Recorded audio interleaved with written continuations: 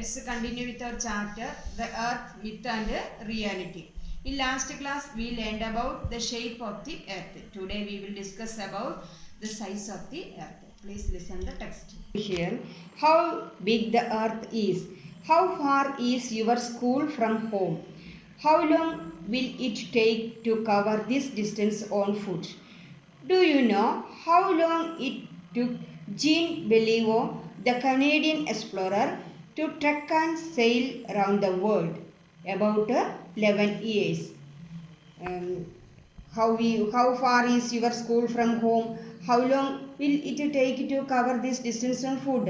Do you know how long it took Jean Beliveau? Jean Beliveau, the Canadian explorer, took 11 years to trek and sail around the world.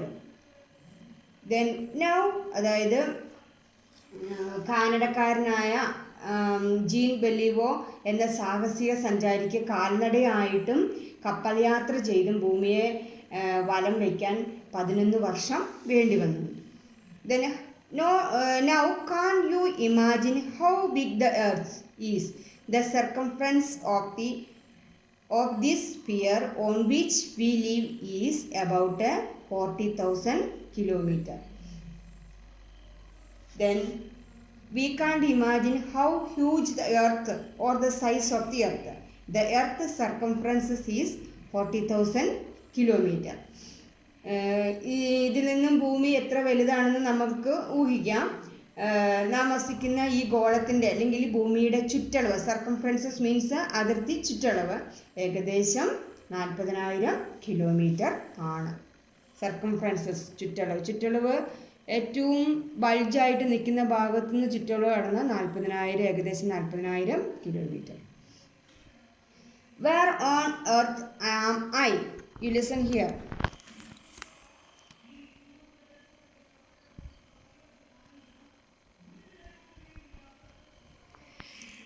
Have you ever thought about your position on the earth? Your answer may be in Asia, in India, in Kerala and so on. There are exact locations for each and every feature on or place on the earth. It is determined on the basis of certain measurements. Have you ever wondered what your position on the earth is? You may be telling Asia, India, Kerala and so on. For every place on the earth, there are exact locations. It is described on the basis of particular measurement. Then let us see how the location of a feature or a place is determined. ഇത്രയും വലിയ ഈ ഭൂമിയിൽ നിങ്ങൾ എവിടെയാണെന്ന് ചിന്തിച്ചിട്ടുണ്ടോ? നിങ്ങൾക്കറിയാമോ? Asia വൻകരയിൽ, ഇന്ത്യയിൽ, കേരളത്തിൽ എന്നിങ്ങനെയൊക്കെ നമുക്ക് ഈ ചോദ്യത്തിന് ഉത്തരം നൽകാം. ഭൂമിയിൽ ഓരോ വസ്തുവിനും പ്രദേശത്തിനും കൃത്യമായ സ്ഥാനങ്ങളുണ്ട്. സ്ഥാനനിർണയം നടത്തുന്നതാകട്ടെ ചില അളവുകളുടെ അടിസ്ഥാനത്തിലുമാണ്. ഒരു വസ്തുവിൻ്റെയോ ഒരു പ്രദേശത്തിൻ്റെയോ സ്ഥാനം നിർണ്ണയിക്കുന്നത് എങ്ങനെയാണെന്ന് നോക്കാം.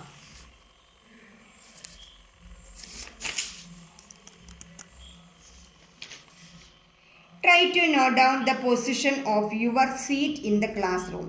Note down the position of each student with a reference to the table in the class.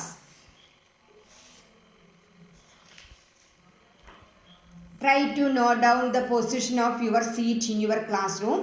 Now with the reference to the table of your classroom, try to note down the position of each student. For example,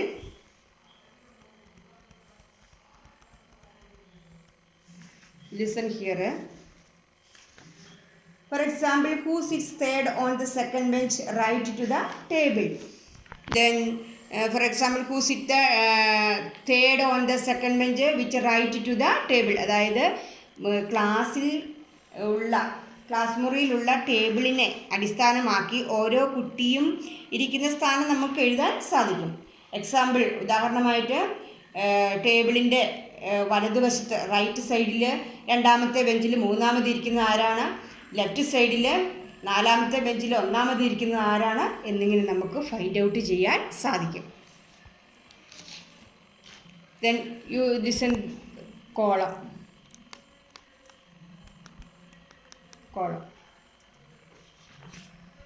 Do you know who first attempted to find out the size of the earth? ഭൂമിയുടെ വലിപ്പം കണ്ടെത്താൻ ആദ്യമായി ശ്രമിച്ചത് ആരാണെന്നറിയാമോ? Solely based on the angle of incidence of the sun's rays, Eratosthenes, the Greek philosopher, calculated the circumference of the earth to be 250,000 stadia, the then commonly used unit for distance in Greece, which is surprisingly close to its real circumference. Remember that there was no modern means to measure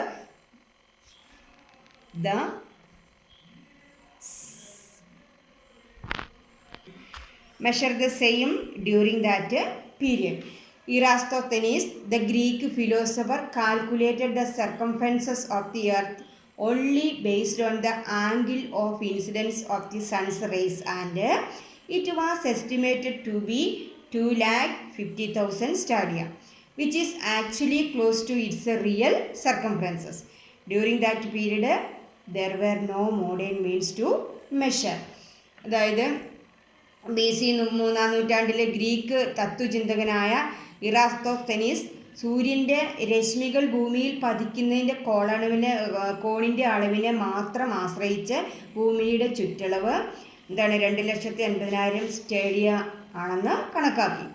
ഗ്രീസിൽ അക്കാലത്ത് ദൂരം അളക്കാൻ ഉപയോഗിച്ചിരുന്ന unit ആയിരുന്നു സ്റ്റേഡിയ. ഭൂമിയുടെ ശരിക്കുള്ള ചുറ്റളവിനോട് ഏകദേശം അടുത്ത് നിൽക്കുന്ന ഒരു കണക്കാണ് അദ്ദേഹം കണ്ടെത്തിയത്. ഇന്നത്തെ പോലെ ആധുനിക സൗകര്യങ്ങളൊന്നുമില്ലാതിരുന്ന ഒരു കാലഘട്ടത്താണ് അദ്ദേഹം ഇത് സൂര്യരശ്മികൾ പതിക്കുന്ന കോണളവിനെ മാത്രം ആശ്രയിച്ച് കണ്ടെത്തിയത്.